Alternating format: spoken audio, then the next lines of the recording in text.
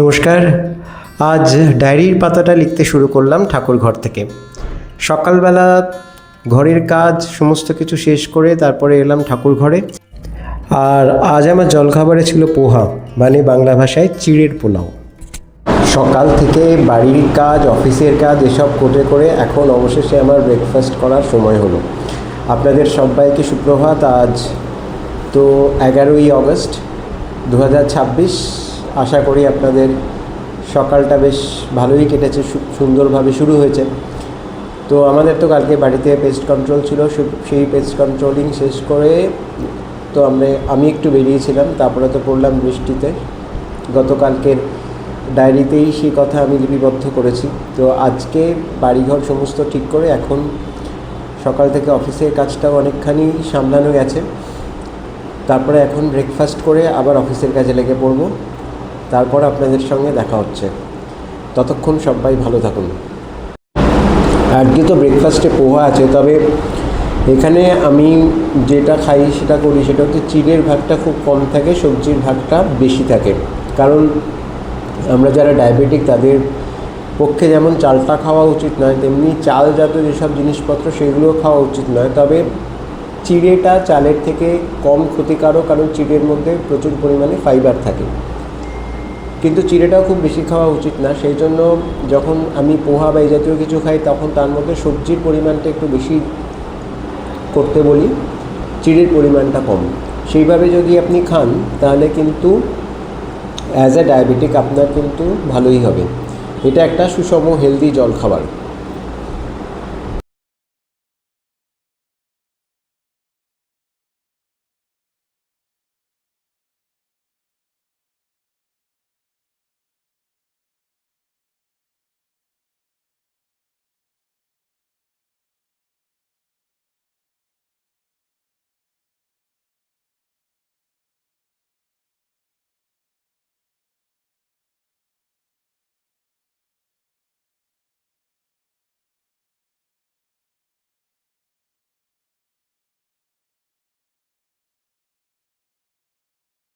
এখন আমার food break.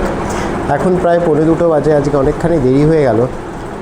আজকে আছে আপেল, পেয়ারা আর শশা, যেটা রোজই থাকে। তবে আজকে একটু তাড়াতাড়ি কাজটা শেষ করতে হবে, কারণ আজকে একটু বেরোনোটা খুব দরকারি। তার কারণ হয়েছেটা কি, আপনাদেরকেও বলা হয়নি, আমাদের বাড়ির টিভিটা খারাপ হয়ে গেছে। অর্থাৎ লিভিং রুমে যে বড় টিভিটা আছে সেটা খারাপ হয়ে গেছে। আজকে খারাপ হয়নি, খারাপ হয়েছে তো বেশ কিছুদিন হয়ে গেল। তবে সেই ওয়ার্ল্ড কাপ ফাইনালের সময় তখন আমরা ছোটো টিভিটাতে, অর্থাৎ শোবার ঘরে যে টিভিটা আছে সেটাতে খেলাধুলা দেখতাম, বা এখনও ওটাতেই দেখি। তো টিভিটা অনেক দিন হলো খারাপ হয়েছে। হঠাৎ করেই খারাপ হয়ে গেল, কোনো উপসর্গ ছাড়াই। হঠাৎ করে একদিন ছবিটা লাফাতে আরম্ভ করলো। তারপরে ওটা তো এলজির, তো আমরা কল ডকেট করালাম। কল ডকেট করাতে ইঞ্জিনিয়ার এলেন। তো উনি এসে বললেন যে এটার যে সাইড প্যানেলগুলো আছে সেগুলো খারাপ হয়ে গেছে। তো সেই সাইড প্যানেল রিপ্লেস করতে 30,000 টাকার মতো লাগবে। এদের থেকে নতুন টিভি কিনে নেওয়াই ভালো। নতুন টিভিতেও প্রায় ওরমই দাম নেবে, তাহলে নতুন টিভি কেন কিনবো না। আর এখন তো বিভিন্ন স্টোরে আপনার ইন্ডিপেন্ডেন্স ডে কিছু ডিসকাউন্ট দেয়। তো আমরা আসলে এই সময়টার জন্য অপেক্ষা করছিলাম। এই সপ্তাহ তো, এটা তো ইন্ডিপেন্ডেন্স ডে উইক, তো এই সপ্তাহে অনেক ছাড় দিচ্ছে অনেক দোকানগুলোতে। তো সেখানেই আজকে যাব। সেখানে গিয়ে আজকে দেখি যদি সম্ভব হয় তাহলে আজকে টিভিটা কিনে নেব। কারণ টিভিটা খারাপ হয়ে গেছে। আর সবসময় শোবার ঘরে গিয়ে টিভি দেখতেও ভালো লাগে না।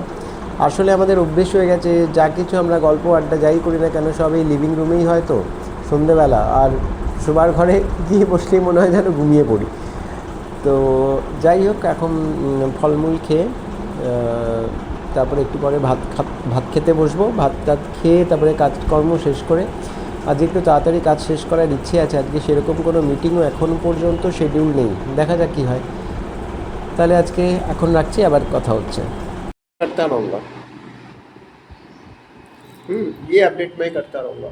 ये एवरीडे 1-2 दिन लगेगा मुझे, ये हो जाएगा, नॉट टू वरी। मेरा इधर तो हो जाएगा। ঠিক আছে, ওকে। এখন লাঞ্চ টাইম, লাঞ্চ করছি। আজকে তো লাঞ্চে আছে পালং শাক আর আলু পটলের তরকারি নারকেল দিয়ে। তো খেয়ে দিয়ে নিই, 4টের সময় একটা মিটিং আছে, তার আগে বাকি কাজগুলো শেষ করতে হবে। দেখা যাক।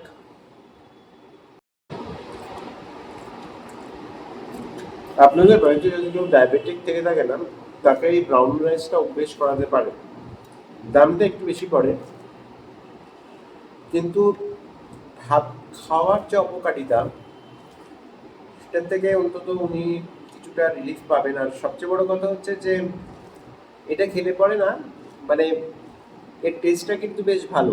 মানে নর্মাল চালে যেরকম একটা টেস্ট থাকে, এটা সেরকম নয়। টেস্টের দিক থেকে যদি বলেন তাহলে আমি বলবো যে এই ব্রাউন রাইসটা কিন্তু টেস্টি। সেই অনেক ছোটোবেলায় আমাদের বাড়িতে আগে ঢেঁকি ছাটা চাল আসতো। এখন তো সব মেশিন পলিশ চালগুলো আমরা খাই, যেগুলো কি হয় কি, মেশিনে পলিশ করতে গেলে ফাইবারটাই চলে যায়।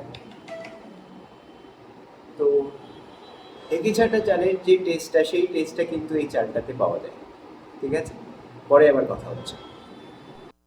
নিয়ে বসেছি এক বাটি বাতাবি লেবু। আমার প্রত্যেক দিনই বিকেলবেলা একটু খিদে পায়, বিশেষ করে সন্ধ্যের দিকে। তো এখন আমি এই বাতাবি লেবুটা খাবো। এখন বাজে 5:30, অফিসের কাজ মোটামুটি শেষ। একটা আর্জেন্ট মিটিং ছিল, সেটাও ওই মাত্র কমপ্লিট হয়ে গেল। তো দেখা যাক, এখন খেয়ে দিয়ে ঠাকুর ঘরে যাব। তারপরে সেটা 6:30 নাগাদ, 7টা নাগাদ অফিসের কাজ মোটামুটি শেষ করে ফেলতে পারবো আশা করছি। তো তারপর একটু বেরোবো, আপনাদেরকেও সঙ্গে নিয়ে যাব। এখন সময় প্রায় 7:45, বেরিয়ে পড়েছি বাড়ির থেকে। যাব শরৎ বোস রোডে গ্রেট ইস্টার্নে। আমরা আমাদের বাড়ির ইলেকট্রনিক্স জিনিসপত্রগুলো গ্রেট ইস্টার্ন থেকেই কিনি, বরাবরই সেটাই হয়ে আসছে। তাই আজকেও তো তার ব্যতিক্রম হওয়ার নয়। আমরা চলে এলাম শরৎ বোস রোডের গ্রেট ইস্টার্নে। ঢুকতেই চোখে পড়লো বিশাল বিশাল কতগুলো টিভি রাখা আছে গ্রাউন্ড ফ্লোরে। তবে এত বড় টিভি তো আর আমরা নেব না। আর আমরা এবারে ঠিক করেছি যে আমরা স্যামসাংয়ের টিভি কিনবো। তো সেই মতো আমাদেরকে ওখানকার কর্মচারীরা বললেন দোতলায় চলে যেতে। দোতলায় গিয়ে তো একেবারে চক্ষু চড়ক গাছ, বিভিন্ন সাইজের, বিভিন্ন সাইজ বলতে সাইজগুলো সব বড়রই দিকে। সবচেয়ে ছোটো সাইজ যেটা দেখলাম সেটা মনে হয় 28 ইঞ্চি বা ওই জাতীয় কিছু একটা হবে। একদম নিচে কতগুলো রাখা আছে, আর ওপরের দিকে যেসব টিভিগুলো মানে কি বলবো আই লেভেল বা ভিশন লেভেলে রাখা আছে, সেগুলো সবই 43 ইঞ্চি বা তারও ওপরে, বিভিন্ন ব্র্যান্ডের বিভিন্ন কোম্পানির টিভি।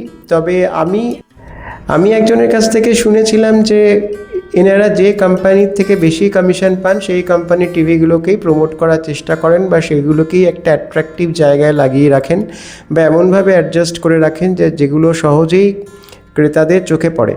কিন্তু আমার তো সেরকম নয়, ভুবি ভুলবার নয়, আমি ব্যাপারটা জানি। তাই সেই জন্য আমি ওনাকে বললাম যে সমস্ত টিভির ফিচারগুলো আগে বলুন, ফিচারগুলো জানা খুব জরুরি। ঠিকঠাক ফিচারটা যদি জানা থাকে তাহলেই আপনি কিন্তু বিচার করতে পারবেন যে টিভিটা ভালো না খারাপ। তো আমাদের এই স্যামসাংয়ের এই মডেলটা বেশ ভালো লাগলো। আর এটার একটা ইউনিক ফিচার্স হচ্ছে 7 বছর পর্যন্ত এর যে অপারেটিং সিস্টেম আছে, সেই অপারেটিং সিস্টেমটা আপডেটেড হতে থাকবে। অর্থাৎ আপনি ধরেই নিতে পারেন যে টিভিটার আয়ু 7 বছরই, তারপর আস্তে আস্তে আস্তে আস্তে টিভিটা অবসোলিট হতে আরম্ভ করবে।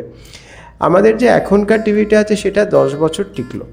আর এই যে ফ্রিজটা দেখছেন না, এই ফ্রিজটার একটা অদ্ভুত ফিচার আছে যেটা আমি আজকে দেখলাম। সেটা হচ্ছে যে এই ফ্রিজটার সঙ্গে আপনি নিজের ফোনকে কানেক্ট করতে পারবেন ওয়াইফাইয়ের মাধ্যমে, এবং তার ফলে ফ্রিজের ভেতরে কি আছে না আছে, ইভেন ফ্রিজের টেম্পারেচারটাকেও আপনি কন্ট্রোল করতে পারবেন। যাই হোক, আমাদের টিভি কেনার পার্ট তো চুকলো। একটা আজকে সবচেয়ে বড় যে কাজটা ছিল সেটা হয়ে গেল। আমরা কিনলাম স্যামসাংয়ের একটা মডেল, যেটা 43 ইঞ্চ একটা এলইডি টিভি, যেটার দাম পড়লো প্রায় আপনার প্রায় কেন মানে একদম রাউন্ড ফিগারে পড়লো 38,000 টাকা। আর দোকান থেকে বেরোতেই দেখলাম এই মাদারির খেলাকে। এখন তো রাস্তায় বাদর খেলা প্রায় নিষিদ্ধই হয়ে গেছে, অনেক দিন পর, অনেক বছর পর আজকে রাস্তায় দেখলাম। বেরিয়ে গেলাম এখান থেকে। এবার যাব আমাদের ডিনার সারতে, কারণ আজকে বাড়িতে সেই একঘেয়ে রুটি তরকারি খেতে আর ভালো লাগছে না। ভাবছি একটু ডোসা ক্যাফেতে যাব। তার আগে গেলাম ওষুধের দোকানে, কিছু ওষুধ কেনার ছিল, যেগুলো রেগুলার ওষুধ এই আর কি।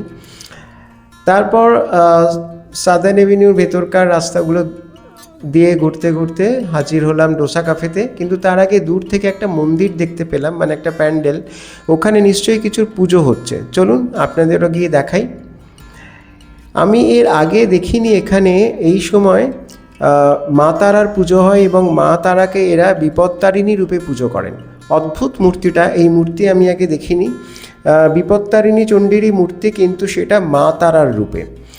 ভীষণ সুন্দর একটা কনসেপ্ট, দেখেও বেশ ভালো লাগলো। আর আজকে তো মঙ্গলবার, আজকেই পুজোটা হচ্ছে।